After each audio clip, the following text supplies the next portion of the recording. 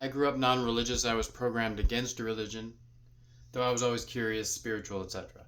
So nowadays I find great comfort and guidance in religious texts.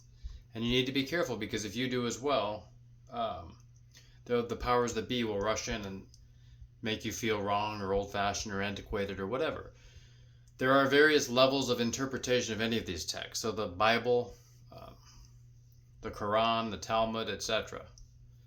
I like to read the New Testament and the Bible with like those layers, those archetypes, those deeper meanings in my mind. Sometimes I'm walking out and I'm like, oh, that means this to me right now. That's what that means.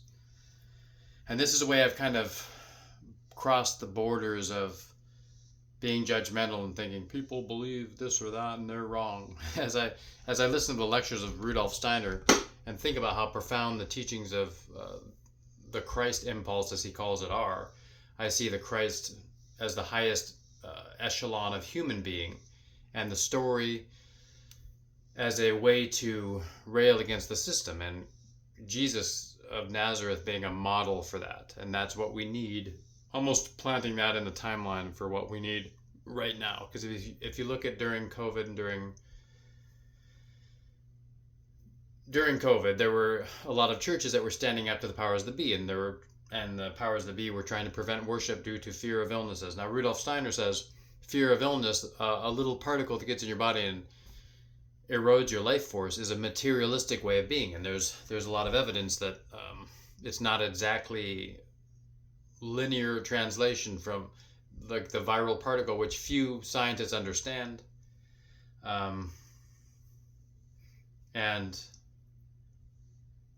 the disease manifesting in the body itself. There's been all kinds of ways to studies and ways to replicate this. Even if, let's say, someone invented a virus in an attempt to harm the humans, it wouldn't even work all of the time. It's just impossible. Sometimes you can be in a certain state where you're impervious to that, as certain religious saints have shown, the ones that go visit leper colonies and help heal, and various doctors.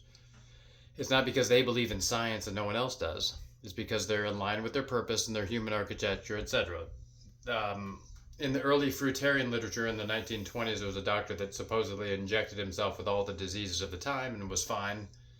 He didn't contract any of the symptoms.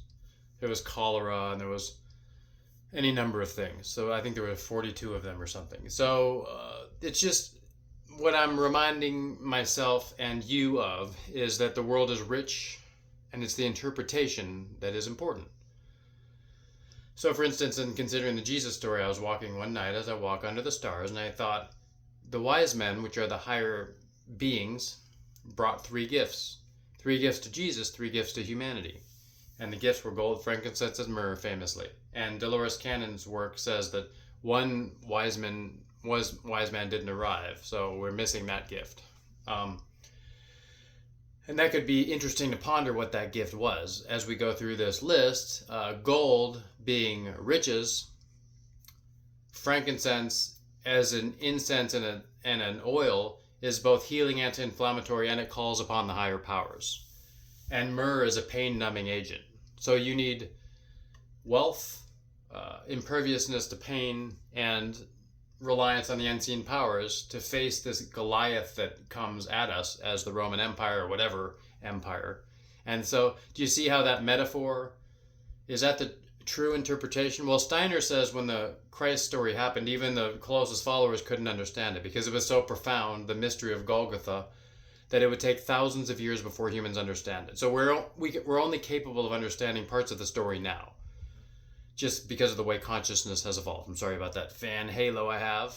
And that's worth considering because we tend to think of ourselves as getting further from the story when actually we're getting closer to the truth of the story. So I just wanted to bring that up because I was following a wealth guru and I sent it to someone else and they're like, I don't like Christianity, so I don't like this guy because this guy was saying like there's biblical principles that lead to wealth.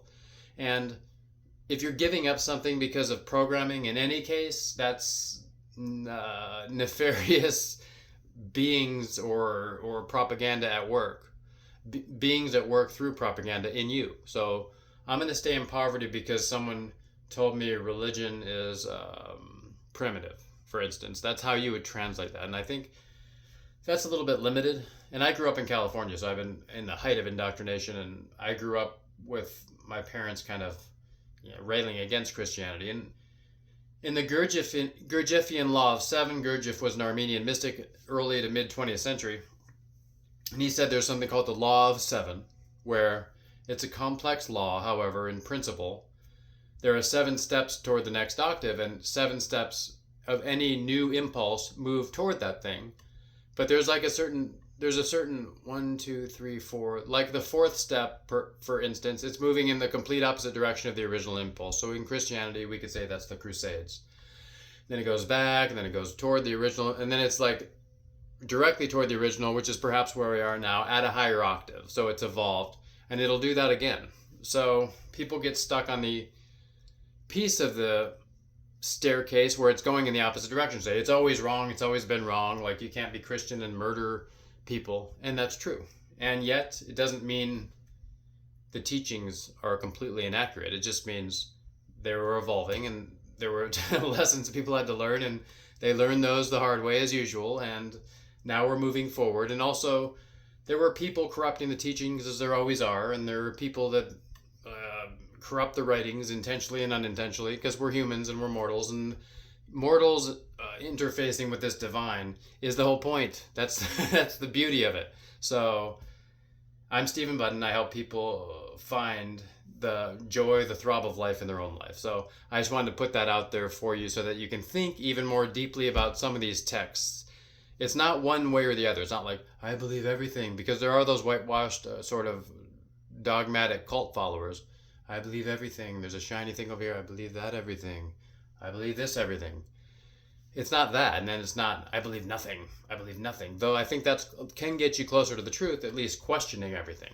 Once you question everything, you get to like another echelon of faith, and you're like, wow, I can actually believe because I've been through non-belief. So in contrast, those things come alive. So thank you for listening. Subscribe. I'll be back soon. I love you. Bye.